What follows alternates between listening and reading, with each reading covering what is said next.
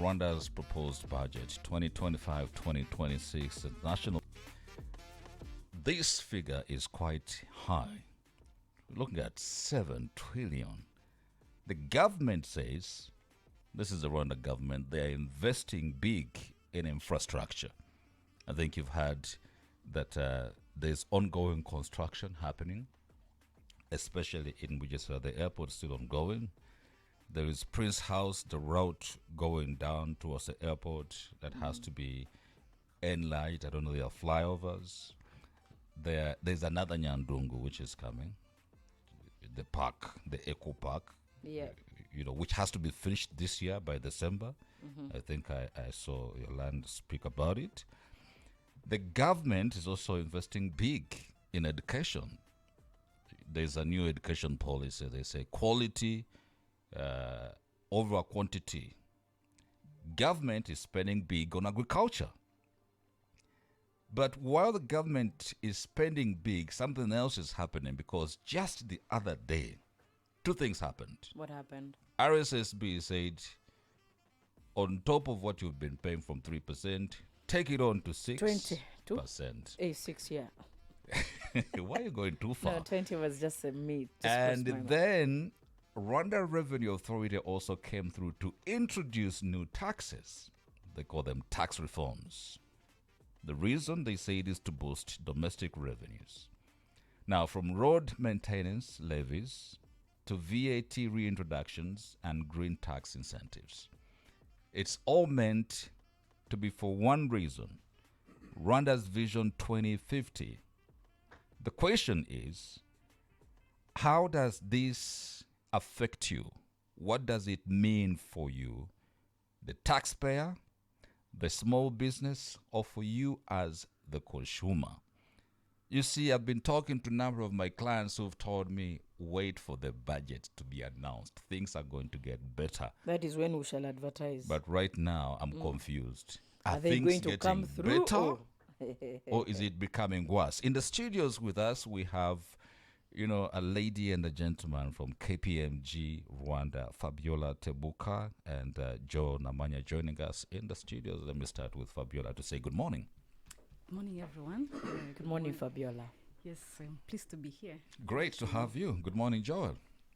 Good morning, Jesse and Juliana. Good morning, listeners. And happy belated Father's Day to you, Jesse, and to all fathers out there. Even to the mothers who have Even been to father's the mothers, picture. yes. We're doing for both. a day. Wait for a day. We take the credit as well. We're doing these both jobs. Let us enjoy as fathers. It's okay. Shine. It's your time to shine. Yes. Okay. Now, let's begin from the bigger picture. This year's budget is 21% higher than the last year's budget. From a financial perspective, is this level of spending sustainable for a country like Rwanda? Thank you, Jesse. I think you just made our time here very easy. Summarized the whole, budget and these taxes that we're seeing. So, mainly, we are looking at this increment coming in to broaden the tax base and,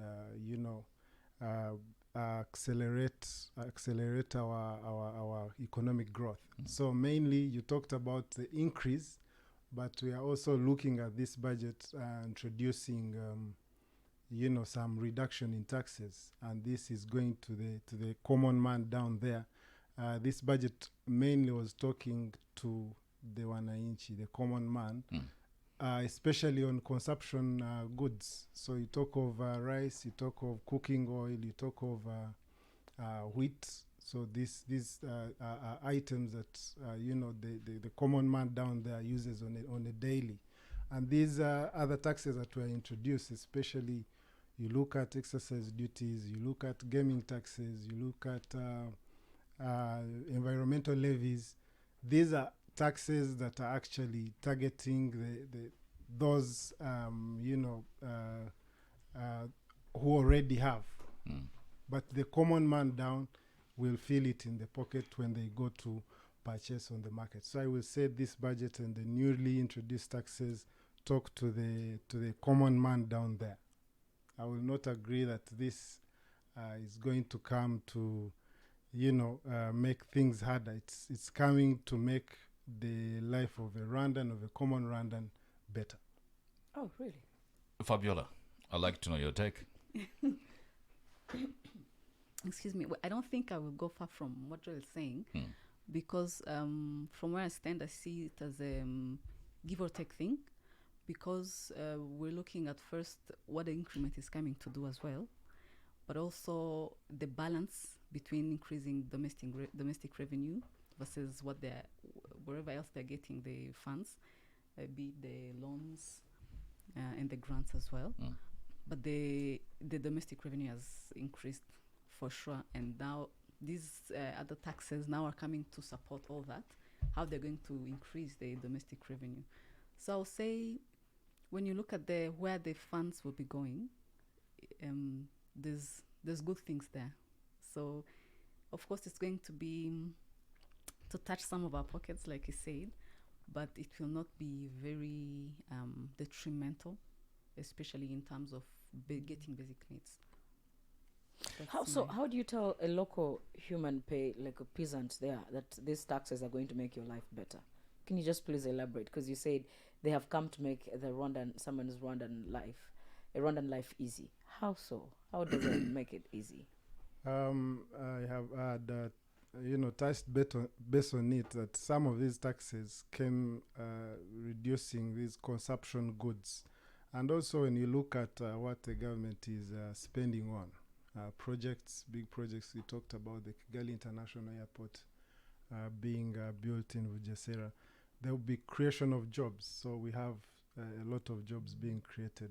The expansion of Rwanda will have many graduates coming to get jobs from Rwanda. So the common man, the purchasing power, when you go to the market, will increase in the next coming days when these prices start being operational. Also looking at this creation of jobs, I would say the common man, the peasant you're talking about, this budget came to talk to that common man.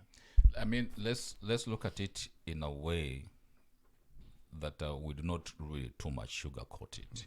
Sure. The taxes have implications. When a tax comes, it takes away from you, right?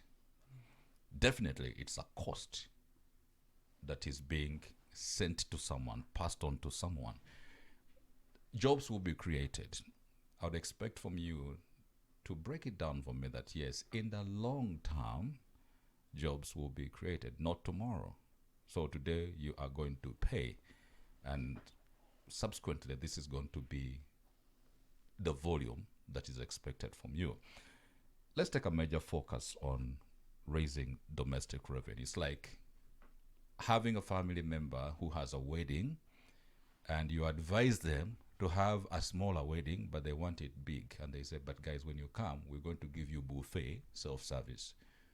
So your contribution needs to be better. Instead of contributing 10,000, you contribute 100,000. That means it's a cost, because you expect to eat on a wedding that is coming in a year or months to come. So the government wants to raise domestic revenue. What are the key tax changes in this budget? Why now? Why do governments choose times like these to introduce such reforms? I think you brought it in a good sense. Let's take it in of a family. If you're having challenges with your budget at home, would you rather sit and find solutions to the budget constraints, or you would want to go out there and beg for help? I think looking at the budget, we've seen a reduction in our grants. So this is us now retreating, saying, look, let's sit back, let's sit at home, think on the better strategies to be self-reliant, look at our problems and find our local solutions. And this is part of it, of saying, look, if you're going to buy a beer, we will add excess duty when you're going to smoke on tobacco products and these are beer and wines. Those are luxuries. And the luxuries are the problems. Well, I wouldn't call them problems, but I would call them solutions. And Jesse, when I've told you, so we are the government is looking at broadening the tax base, but not affecting the common man who is struggling. They are targeting we've had the reintroduction of VAT on hybrid cars and IT equipments. These are items that are can be accessible by those who can. But listen, Joel, listen. You're saying that they're not targeting the local wananchi. But eventually it is that guy at the bottom, at the end of the rope, Who is the gets one affected. who pays. Yeah. For instance, let me just give an example. When you introduce a tax on the hybrid, I think there's a customer the other day who was telling me, it's the time now for you to buy your Kia before 1st July. because the tax is coming and the price is going to go up. When the price goes up, it means the person who's been charging 5,000 to transport me from Kichuchuro up to Sonatibe is likely to increase their price on transport to factor in the fact that they paid more to import this car, isn't it? You're right. And who is you're being right. affected? It's me, the final The consumer. final consumer, yes. Just it's you who can have that access to, because if you look at these hybrid cars, these are luxury to a local man who will be moving from point A to point B. The government is reducing taxes on buses, so it will be easy for transportation using other public means. You're still among those people who believe that a car is a luxury. Yes, it is a luxury. It isn't a luxury anymore. In accounting. developing countries, the car is still a luxury. But can a hospital can a bus drop you into a hospital? It can't. Yeah, When you have a sick child at home and you need to be dropped to the hospital, you can't call for a bus. You call for a car. You call for an ambulance, Jesse. And An ambulance? Yes. For every sickness. Yes, in Rwanda, if you're sick, you call for an ambulance. If you can't go to use public means in case of emergency, you call an ambulance. And we are looking at this budget putting more money in health services. So we will be having accessibility on ambulances. Jesse? Maybe just to add something on what Joel is saying. Yes. Yes, let me use the same example you've been using on the hybrids. The exemption is moving from hybrids to but the electric cars are still exempt. The Now that EVs. goes, yes. Now that was to show you where the country is trying to take us as well. So it's not just about taxes, really, but also pushing their green agenda of the country, because if we are priding ourselves as greenest city, but we want to maintain that, right?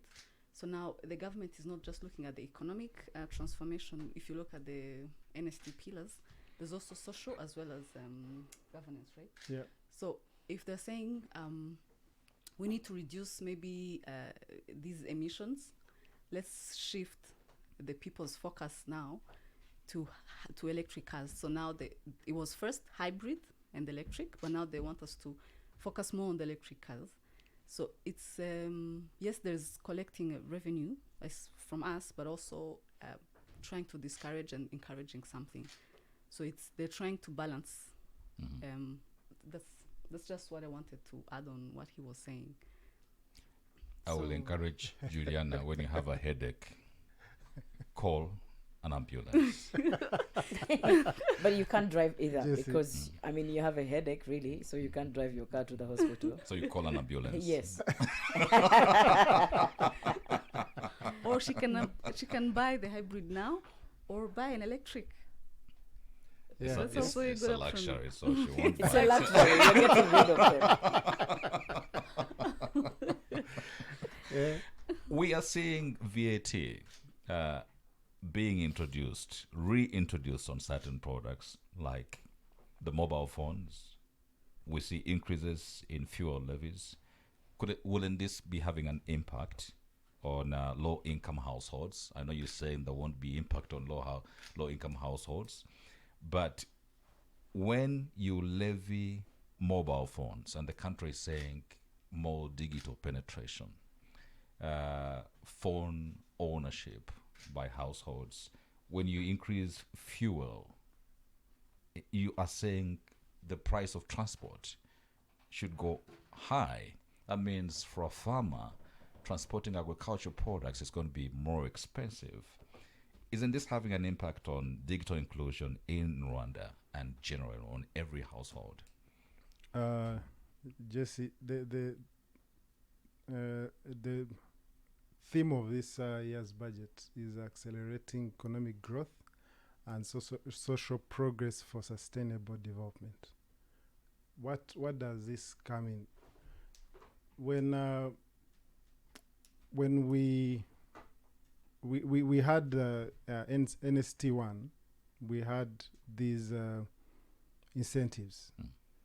And when you look at our digital progress and within the region or talk of East Africa or in Africa, we are doing way better.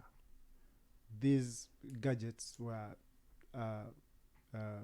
being promoted by the government. We've seen incentives for 1 laptop per child. We've seen all these incentives in this NST1. And now looking at NST2 coming in to take Rwanda from being a low income to a middle income status. These are some of the incentives that government will look at and say, look, we brought these incentives for a purpose. When you look at in 2011 the statistics on the coverage of who owned a phone or a smartphone then, and now in 2025, we are not yet there. We are not at 100%, but we are way better in coverage. So this is the government saying, look, we've promoted this, and this is at a time where now we need to start collecting from that so that we can promote self-sustainability. I've talked about the reduction in grants. We have to create our self-reliance and be ready to finance at least 60% of our budget. Is there a chance that a tax can be introduced and then it backfires? Well, you talked of RSSB. You saw how the hit we had when it was being introduced. But when you look at in the long run, when you look at the benefits in the long run, both for the country and for the individual when you're in your pension, we've seen this,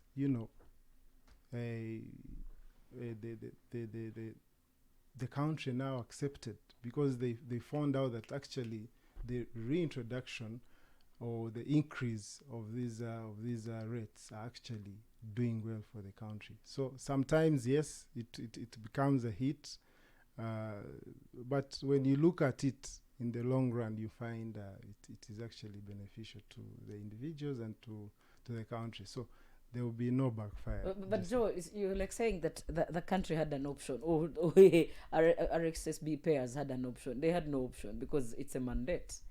You have no option to say ministerial order. Yes. Yeah, but like Jesse said, even the citizens have their inputs when you're introducing some of these taxes. So did they consult any citizen before coming up with that? Yes. Okay. Through private sector federation, there are many, inputs by the citizens. You guys are professional accountants, right? And I want to believe you play a critical role when these numbers are being put together. And I want to know from you, what would you call a progressive tax or a regressive? I don't know, there's a word regressive tax, right? Progressive and regressive. When you look at what's happening and where we are today, taxes being introduced, the tax reforms and all of that, would you confirm and say this is really progressive tax? From all consultations, it's not regressive at all. But just I expect you to know such words. You did economics. In econ, I'm sure you did this progressive and aggressive. I'm and asking the whatever. professionals. Why would you want me to answer this? Let's hear from the professionals. Yeah. And been also seeing on social media, we are only talking about the increase. We are not talking about the reduction. We have a lot of items where we are seeing taxes are being reduced, and an example is most of us complained when we were struck off from AGOA. And the reason was because Rwanda was going away from, importing second-hand clothes and promoting made in Rwanda. And this time they're saying, look. Which made Rwanda products very expensive. Yes. And here, in this the new budget, we are seeing cuts. It was from 35%, now we are going to 2.5%. So we are looking at... There's a progress. There's a progress. There's a positivity, Yeah, so there are many products that in this budget, in these new laws, that we are seeing a reduction in the percentages. So I think it's also better that we look at the positive side of it. But because it's human nature, we always look on... But the other one, the other side. Yeah, so I think there's a lot of positivity in this year's budget as well that you can tell us about it. Tell us more about the positives that came through. Thank you. More I've been touching base on them. So we are looking at a reduction in taxes or import duties on wheat. Import duties on those are all now zero. On oil, cooking oil, on rice, and these are the daily consumption goods that the common man will feel something good from this budget. Fabiola, Yes. when you hear the taxes on rice have gone down, but fuel is going up, yet you need fuels to cook and to fetch food from the market. Does that make sense to you? As a citizen, I would still complain.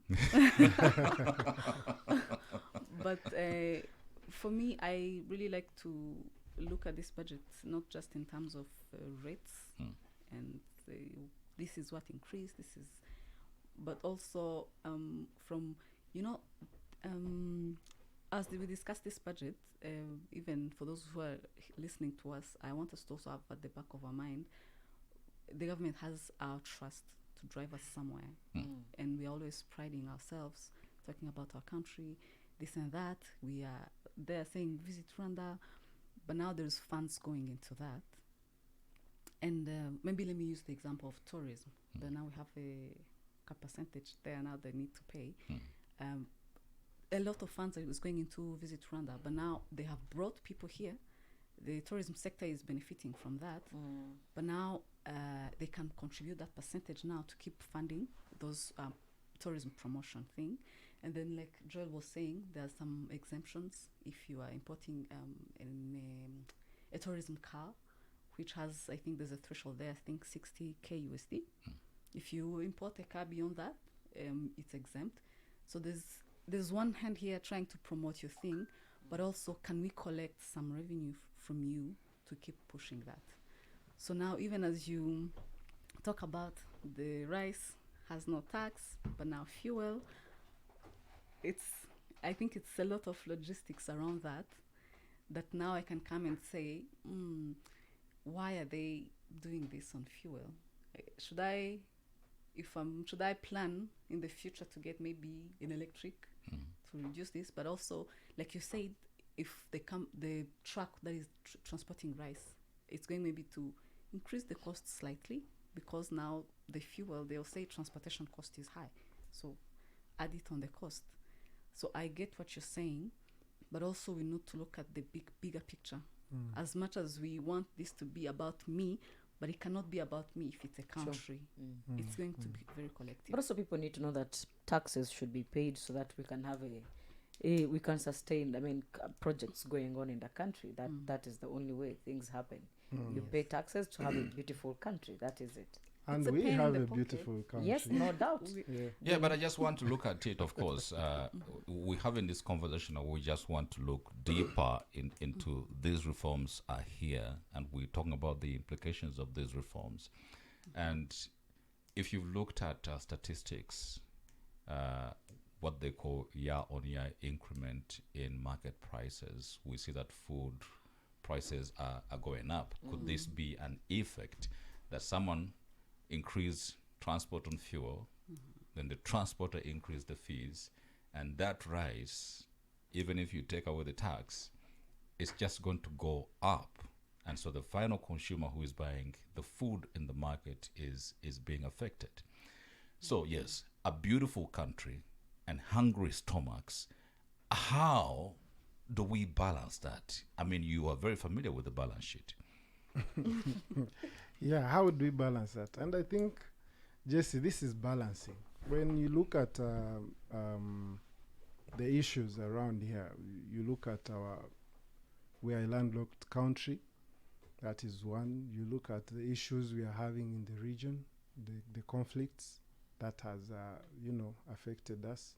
You've seen the issues we've had with the West, so that will, shake our budget. You look at, these, we've had Marburg here, we've, being, from COVID-19. Sanctions. These are, these sanctions. Just if we don't do, you're looking at the balance of, this increment in prices, but we are also looking at the balance in losing on one hand and saying, look, I have a vacuum. How do I fill this vacuum? And these are some of the issues that we need to discuss as Rwandans, to sit on the table, say, look, yes, you will feel it when you go on the pump to pay for fuel, but you be proud that at least where we are getting a grant from Belgium and it has been cut, you will be proud that actually you're contributing to that part. If on that project that we lost, you're contributing to that when you're on that pump. So I think it's So you it's take it more with pride. Yes, Yes. take it with pride and say, look, I'm paying this tax. I've been enjoying, and these are things that we need to appreciate. When you look at our neighbors, we will not mention names, you find in Rwanda you can walk at any time. You're sure of your security. We are moving on better roads. We've seen this infrastructure coming up. We are looking at these mega projects.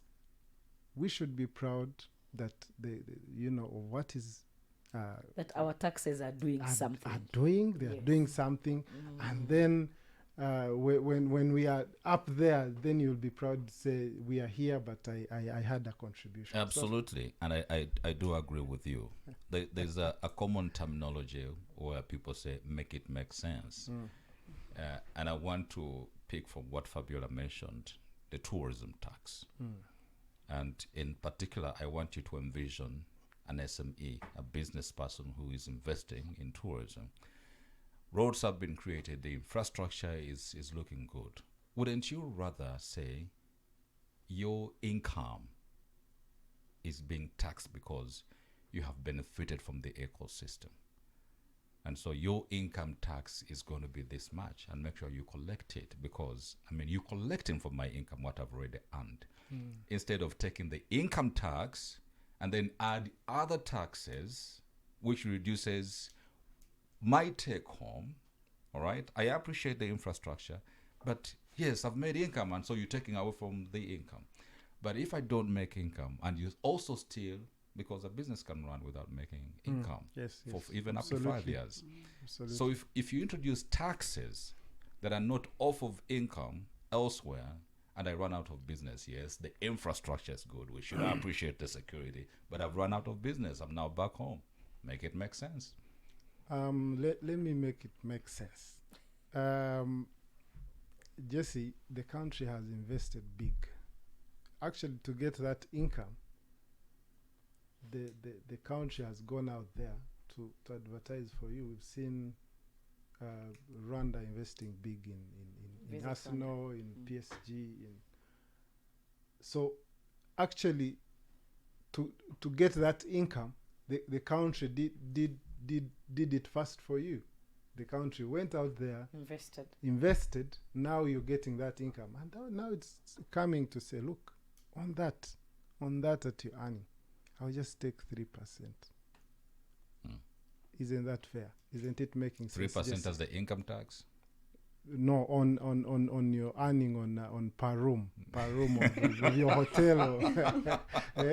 Yeah, is it making sense now? And then just, I think, maybe to add on what Joel is saying, I think the government is also cautious because it's on the agenda to promote tourism. And when I would like to believe that when they are doing this and setting rates, they're also looking at this is something we're investing in, we want it to grow. So we don't want those businesses to close, because if we promote tourism and then people come and there is nothing to go to, then it will be a loss. So it's there's a balance there. And maybe I want to come back to your earlier question about agriculture.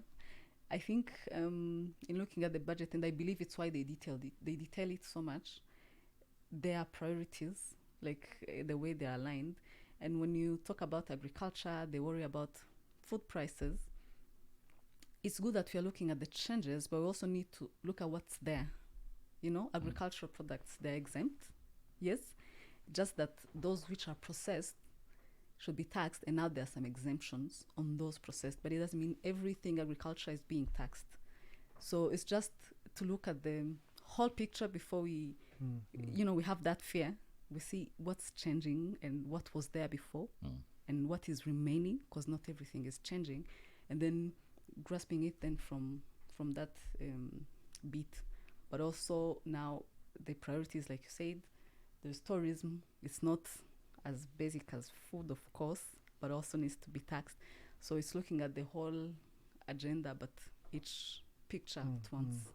But I also think by the time they say we're giving 30% to the tourism sector, I'm sure they have looked at their returns and how much they make. So the 3% rather must have come from after they have analyzed that, okay, these are their returns and this is the money they're making. Sure. So the 3% wouldn't really be harmful. Or maybe there was even a negotiation. Maybe they started from 10 and the players in the industry said, no, let's do 3% there. Yeah. So it makes sense now. Yeah. And then I think you mentioned something about the chance of backfiring. I know the government is monitoring these changes. And I say that with confidence because we have so many amendments that come once a law is implemented. Because you see the VAT changes now, it's an amendment, which means now we have new taxes, but they are going to keep monitoring. And if something was to look like it's going to maybe cause some imbalance somewhere, an amendment really comes and says to amend this article or this rate or this sector, something like that. So we also need to have the trust in the government that they are monitoring these things. And as much as we don't want to hear the increase, but the monitoring is there. So they are listening to you, Jesse. Yes. Yeah, now, finally, because our time is really fast spent, let me start with Fabiola. For the average Rwandan who is listening to us today, a parent who pays school fees, who pays rent, a motorist, a rider on the road, a university graduate, what part of this budget should they pay the closest attention to, and how can they prepare financially? Thank you. So I will put it this way. You said so many categories, and when you are looking at the budget, always first ask yourself, who am I from this perspective? Am I a citizen? Am I in business? Am I employed? Am I an investor? And then look at the budget from that angle. If I'm an investor, where is the government taking people? Where are the incentives? Let me go there. If I'm a business, what taxes are affecting my business? are there incentives that can benefit my business? If I'm a citizen, like you said, I'm worried about, are my basic needs affected? So if you have to look at the budget, yes, look at it, but don't just look at numbers and rates, but also look at where is the government taking us, because the budget is really pointing fingers. This is where I want to go. Can I take that road? Is it possible?